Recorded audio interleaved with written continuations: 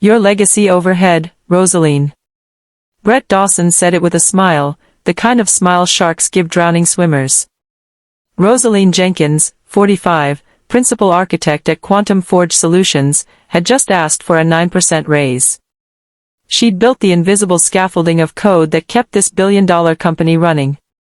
She was the person they called at 3 a.m. when the system screamed and no one else knew why. And Brett had just called her overhead.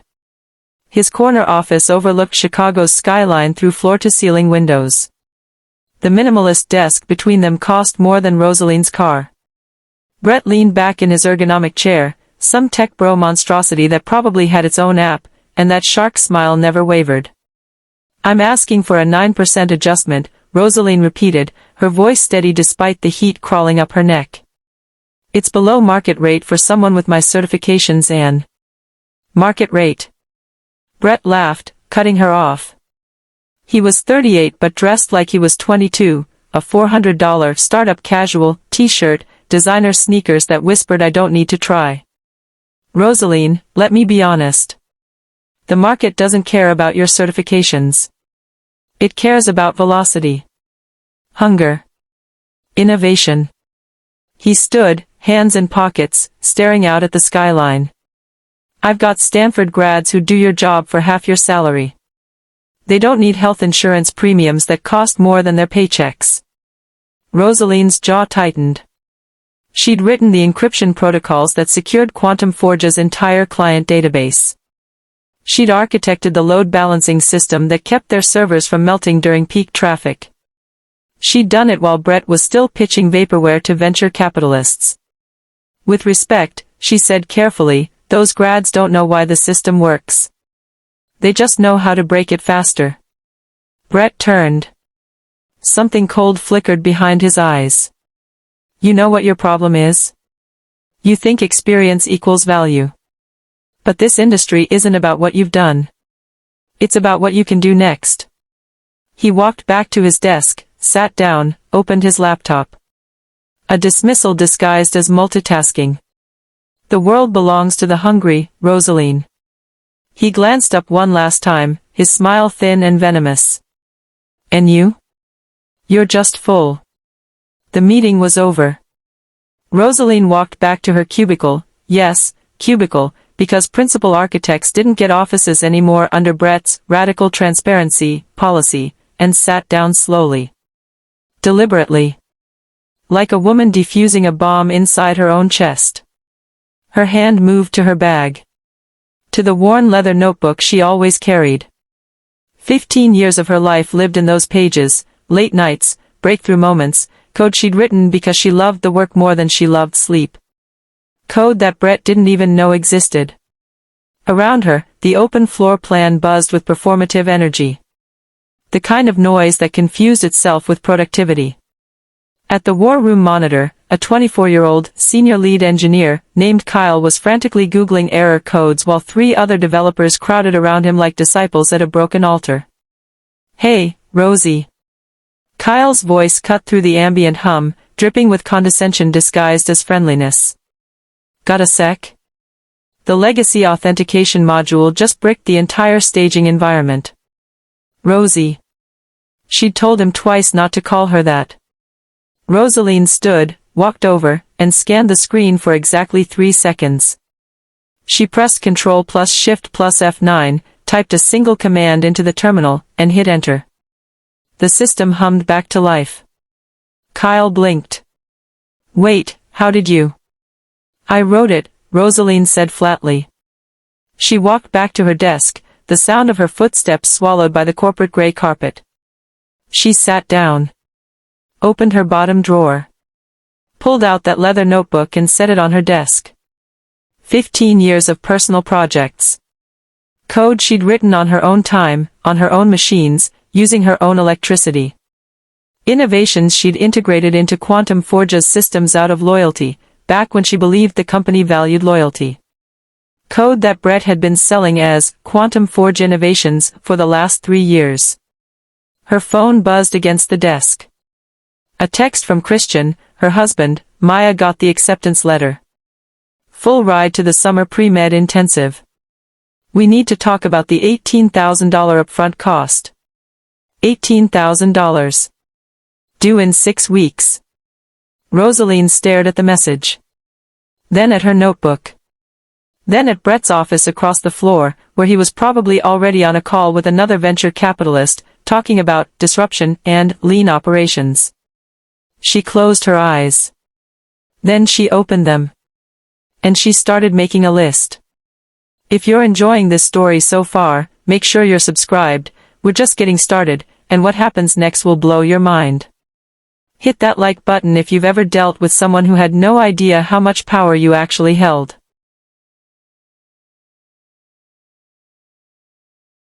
The drive home from Quantum Forge usually took 40 minutes, but tonight Roseline sat in her Camry in the parking garage for 20 of those minutes, staring at the steering wheel like it held answers.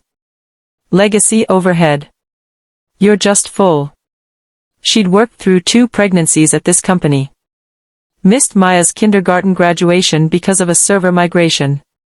Spent her 40th birthday debugging a catastrophic authentication failure while Brett, who'd only been CEO for 8 months, took credit for the rapid response in a company-wide email. Her hands tightened on the wheel. The engine ticked as it cooled. Fluorescent lights buzzed overhead. Somewhere 3 levels down, a car alarm wailed. Then she drove home. Christian was at the kitchen table when she walked in, papers spread out like a crime scene. Their house in Oak Park was modest, a 3-bedroom ranch they'd bought 15 years ago when Chicago real estate was almost affordable. It needed a new roof. The dishwasher made a grinding noise that suggested it was planning a violent death. "Hey," Christian said, looking up. He taught AP US history at Riverside High, and he still had that earnest teacher energy that made 16-year-olds actually care about the Louisiana Purchase. "You okay? You look." Brett said no to the raise. Christian's face fell. "Rose." He called me legacy overhead. She dropped her bag on the counter. "Said kids out of Stanford would do my job for half the price." Christian stood, his chair scraping against the linoleum. "That's age discrimination. You could sue." "With what money?" Roseline gestured at the papers on the table. "We're about to drop 18 grand on Maya's pre-med program, the roof is leaking in the guest room, and your school district hasn't given you a raise in 3 years. Christian crossed the kitchen and pulled her into a hug. He smelled like coffee and dry erase markers. "We'll figure it out. I can pick up summer school teaching if we need to. We always land on our feet." Roseline let herself lean into him for exactly 10 seconds. Then she pulled away. "I need to check something." The safe was in their bedroom closet, hidden behind a stack of old textbooks Christian kept threatening to donate. Roseline knelt down, punched in the code, Maya's birthday, and pulled out 3 worn leather notebooks. She'd kept them here after a former coworker warned her about IP disputes at his last company. At the time, it seemed paranoid. Now it seemed prophetic.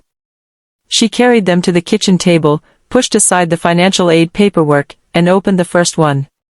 Her handwriting from 2010 stared back at her, annotations in the margins, diagrams of data flow architectures that didn't exist yet. "What is that?" Christian asked. "Insurance." She flipped through 15 years of notebooks. 3 major innovations stared back at her, code she'd written at home, on her own time, on her own machines. The encryption wrapper from 2011. Built on her personal laptop while Brett was pitching vaporware in Silicon Valley. The AI load balancer from 2013. Coded during maternity leave with baby Tyler sleeping in a bassinet beside her. The failsafe protocol from 2016. Written in their basement on weekends because she loved solving impossible problems. She'd integrated all of them into Quantum Forge's infrastructure out of loyalty. Because she believed in the company. Because she thought her work mattered. She'd never signed over the intellectual property rights. "Rose?" Christian was reading over her shoulder. "What am I looking at?" "Proof." Roseline opened her laptop and pulled up Quantum Forge's patent database. Her fingers flew across the keyboard. There it was. Patent US 108916334B2, Adaptive Encryption Key Rotation System. Filed by Quantum Forge, March 2012. Created by Roseline, October 2011. 6 months earlier. On her personal laptop. With her own electricity bill. Her hands started shaking. Not from fear. From rage so pure it felt like clarity. She pulled up the next patent. Patent US 112348991A1, Predictive Server Load Distribution. Filed by Quantum Forge, August 2013. Created by Roseline, June 2013. Before she'd even mentioned it to anyone at the company. She checked the third patent. Same story. They've been selling your work, Christian said quietly. As theirs. For 3 years. Roseline opened Quantum Forge's quarterly earnings reports, scrolled to the licensing revenue section.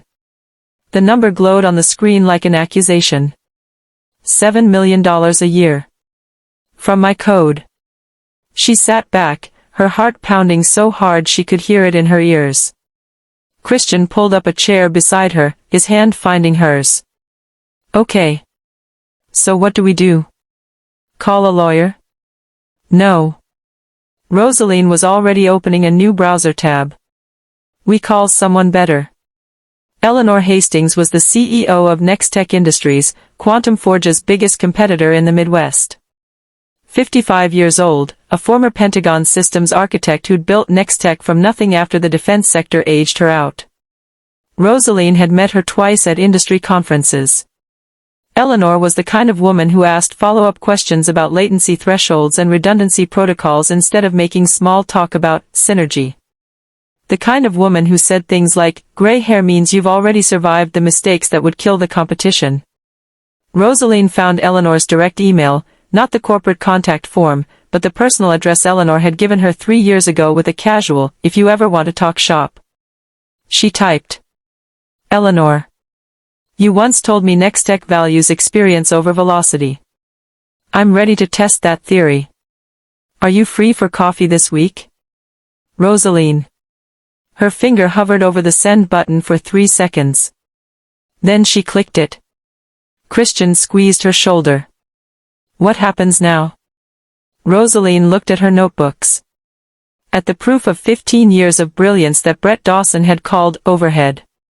At the patents he'd stolen and the millions he'd made while telling her she should be grateful to have a seat at the table. Now? She smiled for the first time all day. It wasn't a kind smile. Now we see how hungry Brett really is.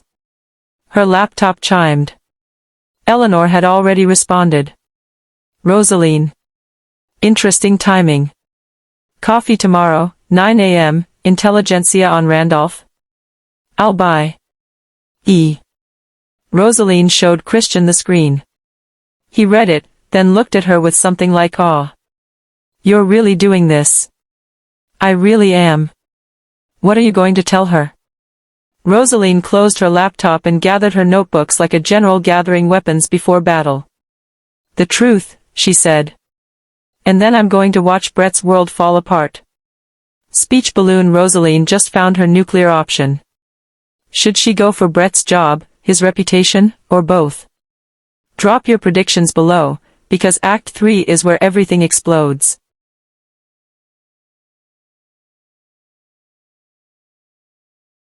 Eleanor Hastings responded in 43 minutes. Roseline. Interesting timing. Coffee tomorrow, 9 a.m., Intelligentsia on Randolph? I'll buy. Roseline stared at the email. Tomorrow was Friday. She had a sprint planning meeting at 9 a.m. that Kyle would inevitably dominate while contributing nothing. She'd miss absolutely nothing of value. She typed back, see you there. Intelligentsia Coffee was the kind of place where startup founders pretended to work while actually networking, and Eleanor Hastings looked completely out of place in the best possible way. She was sitting at a corner table in a tailored navy suit, reading actual paper, a printed report with handwritten notes in the margins, while everyone else performed productivity on their MacBooks. Roseline. Eleanor stood, shook her hand firmly. You look angry. I like that. Angry people get things done. They sat. Eleanor pushed a latte across the table without asking what Roseline wanted. It was perfect, the right temperature, the right ratio. Eleanor had done her homework. Let me guess, Eleanor said, leaning back. Brett finally said the quiet part out loud. Roseline blinked. You know Brett? Everyone knows Brett. Eleanor's smile was sharp. Silicon Valley has a type. 29-year-old Stanford dropout makes $50 million on a mediocre app, thinks he's Steve Jobs, gets hired to modernize a real company, fires everyone who actually knows how things work. She sipped her coffee. How bad was it? He called me legacy overhead. Eleanor's expression didn't change, but something cold flickered in her eyes. And you've been there how long? 15 years. Let me guess, you built half their core infrastructure, and now some 23-year-old with a bootcamp certificate is taking credit for your architecture while Brett talks about agile transformation. It wasn't a question. Roseline pulled out her tablet, opened her scanned notebooks. I built more than half. And I can prove it. Eleanor spent the next 20 minutes reading in complete silence. Roseline watched her face, watched the way her eyebrows rose slightly at the encryption wrapper specifications, the way she paused to cross-reference something on her phone, the way her jaw tightened when she saw the patent filing dates. Finally, Eleanor looked up. You wrote all of this on personal time? Personal equipment? Every line. And Quantum Forge filed patents on it anyway. Brett's been licensing my work for $7 million a year. I've been asking for a 9% raise. Eleanor set down the tablet very carefully, the way someone might handle a live grenade. Roseline, do you understand what you're sitting on? I think so. No. You don't. Eleanor leaned forward. This isn't just intellectual property theft. This is the foundation of Quantum Forge's competitive advantage. Their entire security architecture is built on your encryption wrapper. Their server efficiency, the thing they brag about in every pitch deck, is your load balancer. She paused. If you pull that IP, Brett doesn't have a company. He has a building full of kids who can code but don't know why the code works. Roseline felt something unfold in her chest. Not quite hope. Something sharper. What are you offering? Eleanor smiled. Chief Technology Strategist. You report directly to me. Base salary $390,000, $50,000 signing bonus, and, this is the important part, a 2% royalty on any of your personal IP that NexTech licenses. Roseline did the math in her head. $390,000 was more than double her current salary. $50,000 covered Maya's program with room to spare. 2% royalties on her IP could be. That could be $250,000 a year, she said slowly. If we're conservative, Eleanor agreed. If we're aggressive? $500,000. And Roseline, I'm always aggressive. She pulled out a folder, an actual paper folder, because apparently Eleanor Hastings didn't trust digital contracts. I had my lawyers draw this up this morning. Read it. Take it to your own attorney. But I need an answer by Monday. Roseline took the folder with shaking hands. One more thing, Eleanor said. I know you're loyal. I know you probably feel guilty about leaving. But Brett Dawson didn't just insult you. He stole from you. 4 years. And he's going to keep stealing from the next person, and the next, until someone stops him. She stood, dropped a 20 on the table for the coffee. You don't owe Quantum Forge anything, Roseline. But they're about to owe you everything. Roseline spent the weekend with an intellectual property lawyer named Patricia Okafor, who looked at her notebooks and said 3 words, "Holy shit, Roseline." On Monday morning, Roseline walked into Brett's office without knocking. He looked up, annoyed. Roseline, I'm on a call. I'm resigning. Effective immediately. 2 weeks notice starting today. Brett's face went through several expressions: surprise, confusion, then smug satisfaction. Going to retire? Probably for the best. The industry's changing fast.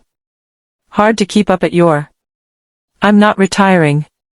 Roseline placed an envelope on his desk. I'm moving to a leadership role at NexTech. My resignation letter includes a full technical handover for all current projects. She watched his face. Watched him process NexTech, their biggest competitor. You, what?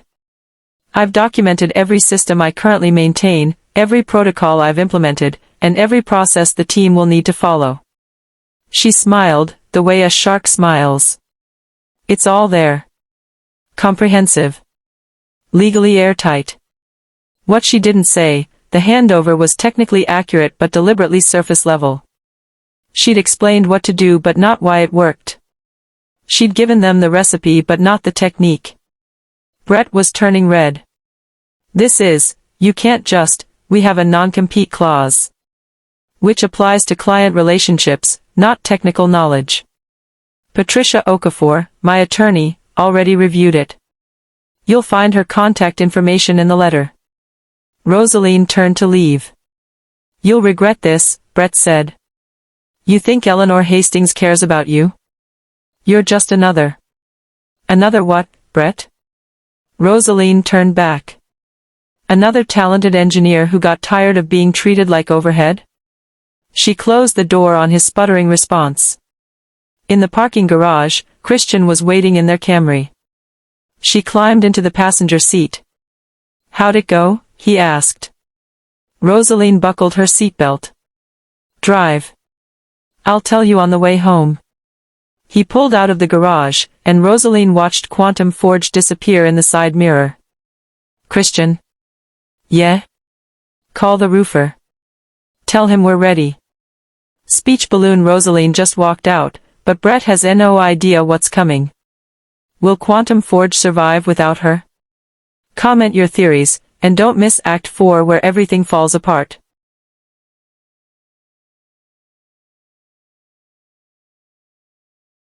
Three weeks after Roseline started at NexTech, Brett Dawson's phone rang at 2:47 a.m. He answered on the fourth ring, groggy and irritated. This better be. Brett, it's Kyle. We have a situation. Brett sat up, his Silicon Valley instincts kicking in. Situation was startup code for catastrophic failure. What kind of situation? The authentication system just locked us out. Everything. Client portals, admin access, database queries, it's all throwing logic lock errors. I've never seen anything like this. Brett was already pulling on jeans. Did you try rolling back to the previous build? That's the thing, we did. It made it worse. Now the backup servers are in cascade failure. Brett, Midwestern Trust Bank just went offline. Their entire transaction system routes through us. Brett's stomach dropped. Midwestern Trust was their flagship client. They processed $11 billion in transactions daily. How long have they been down? 17 minutes. Brett did the math. At their contracted SLA, Quantum Forge owed penalties of $50,000 per hour of downtime. And that was just the financial penalty. The reputational damage would be catastrophic. I'm on my way. Get everyone in the war room. Everyone. The Quantum Forge office at 3 a.m. looked like a disaster film. Kyle and 8 other developers were clustered around monitors, their faces lit by error messages scrolling in angry red text. Someone had ordered pizza that sat congealing in boxes. The air smelled like panic and energy drinks. Brett stormed in. Talk to me. What are we dealing with?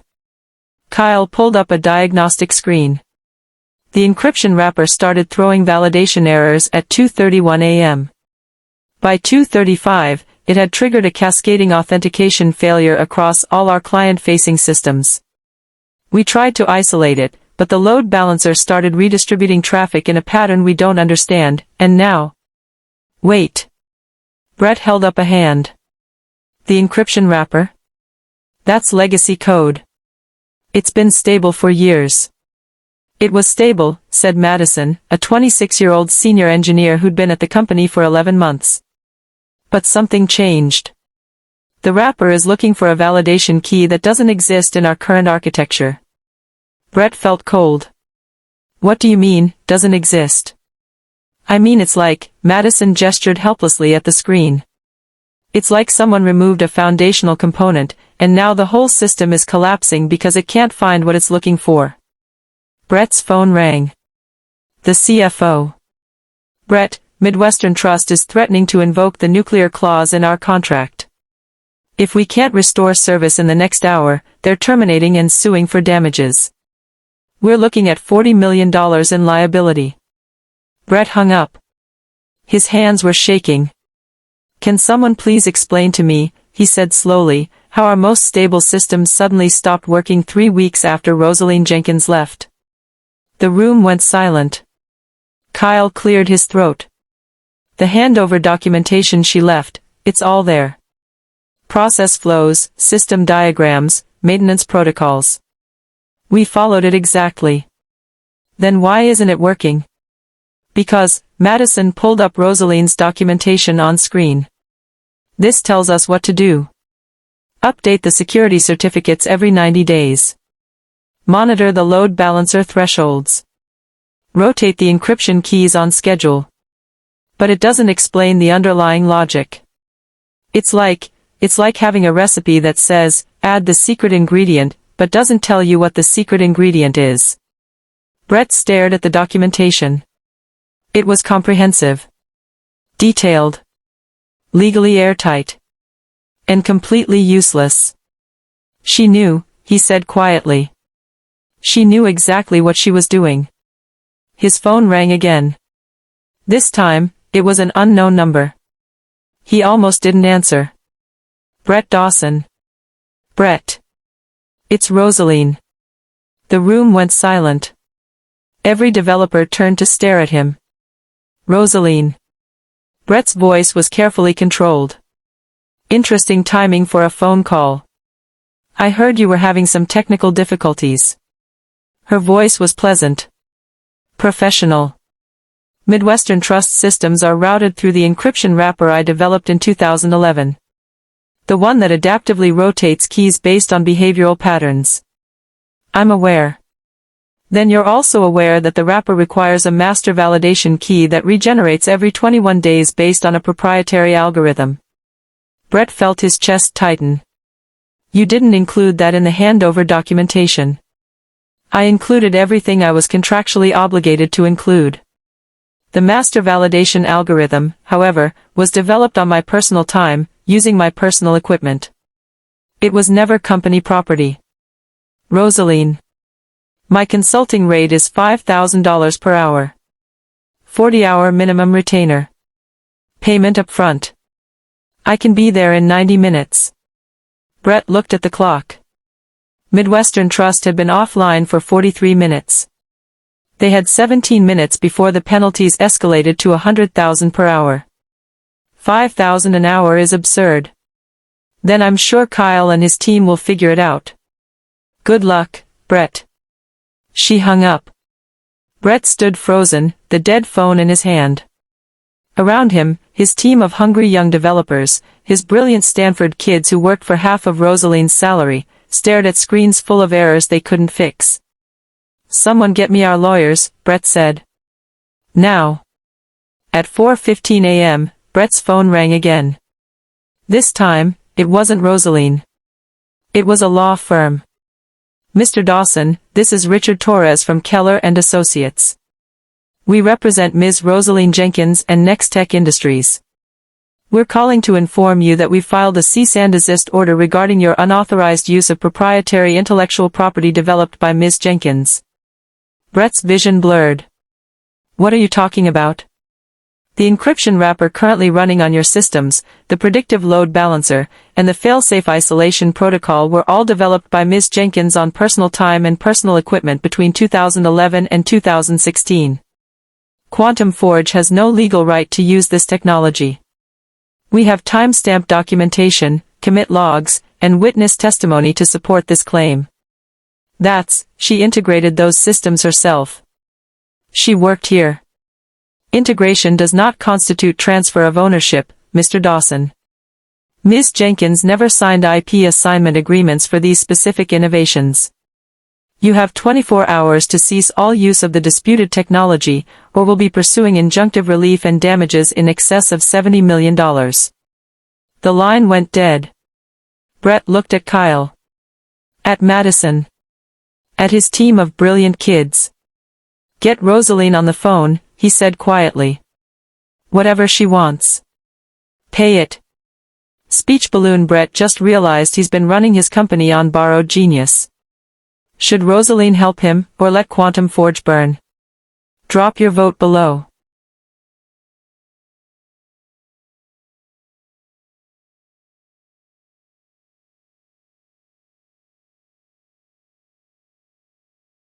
Roseline didn't answer Brett's call.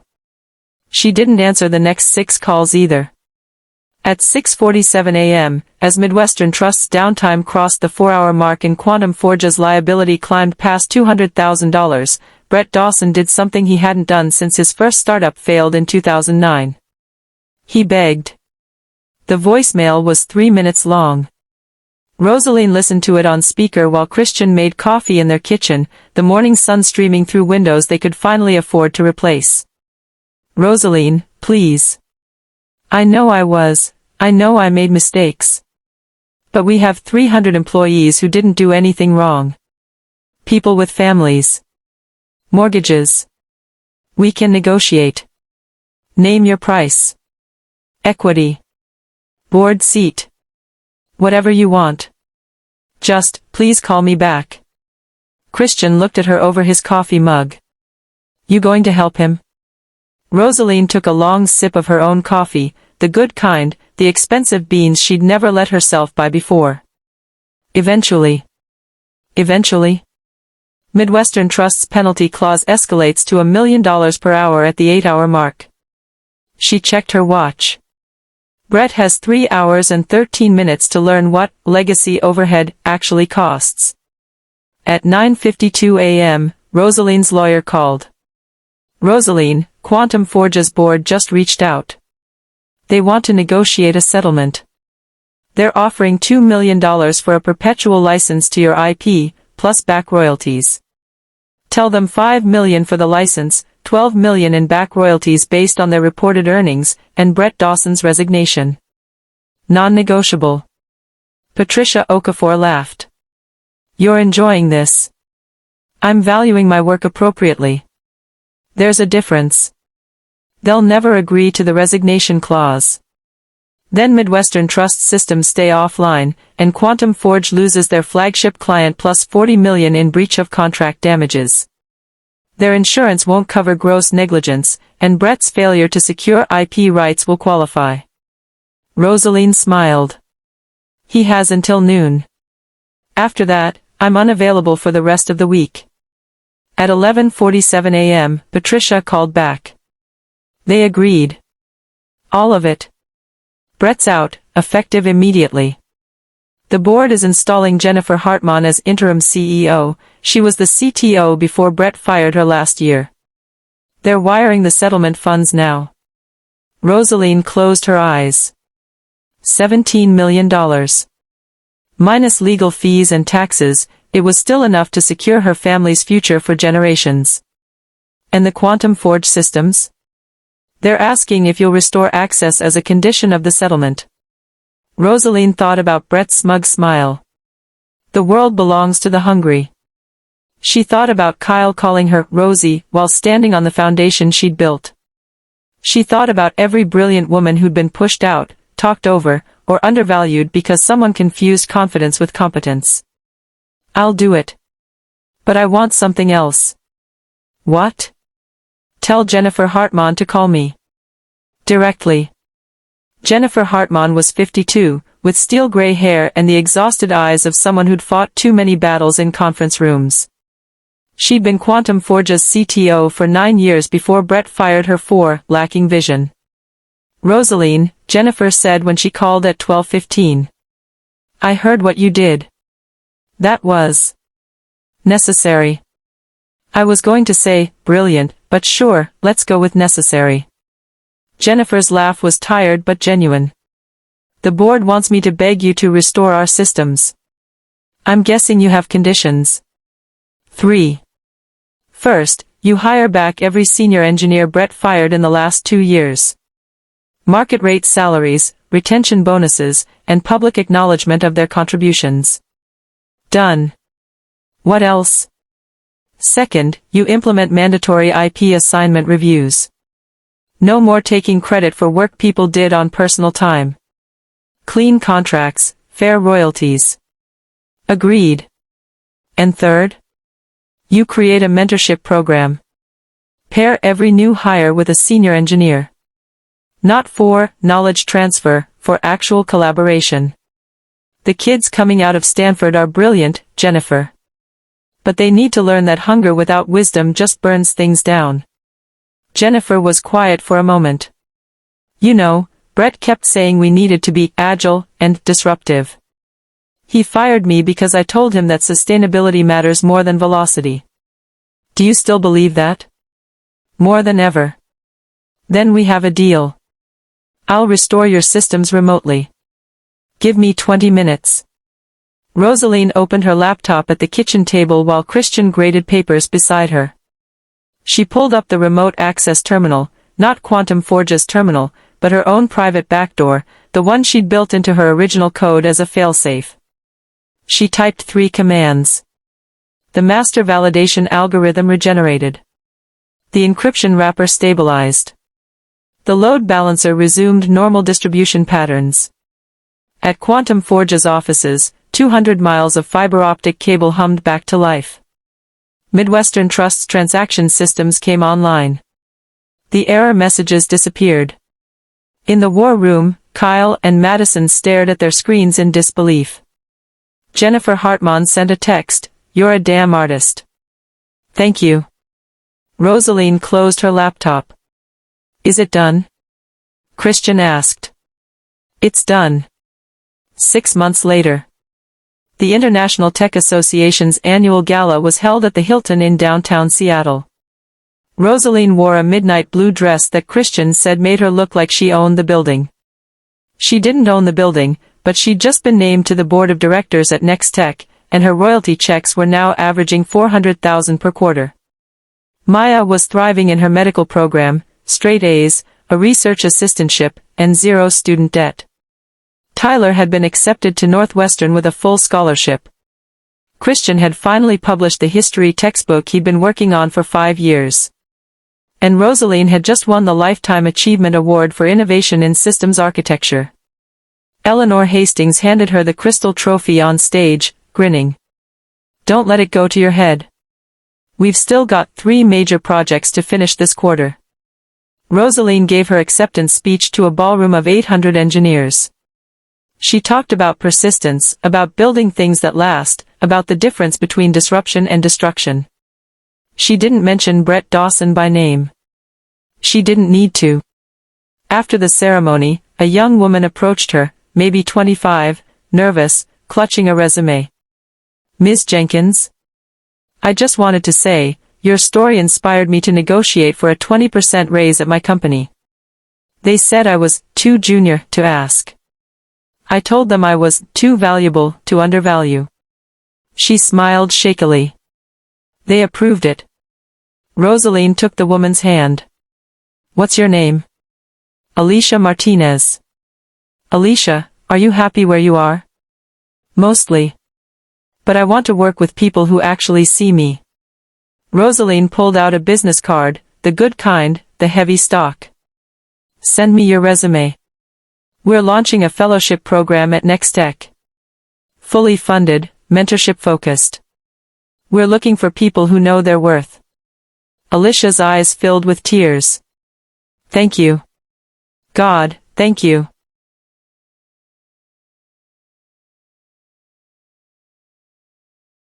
After she left, Eleanor appeared with 2 glasses of champagne. You know you're going to get 500 applications now, right? Good, Roseline said. Maybe 500 women won't have to wait until they're 45 to be valued. They clinked glasses. Roseline looked around the ballroom, at the engineers networking, the startups pitching, the venture capitalists calculating. This industry had tried to discard her like outdated hardware. Instead, she'd rebuilt herself. Not as someone else's infrastructure. As her own foundation. If Rosaline's story inspired you, smash that like button and subscribe for more revenge stories where the underdog doesn't just win, they dominate. Fire. See you in the next one. Stay hungry. Stay valued.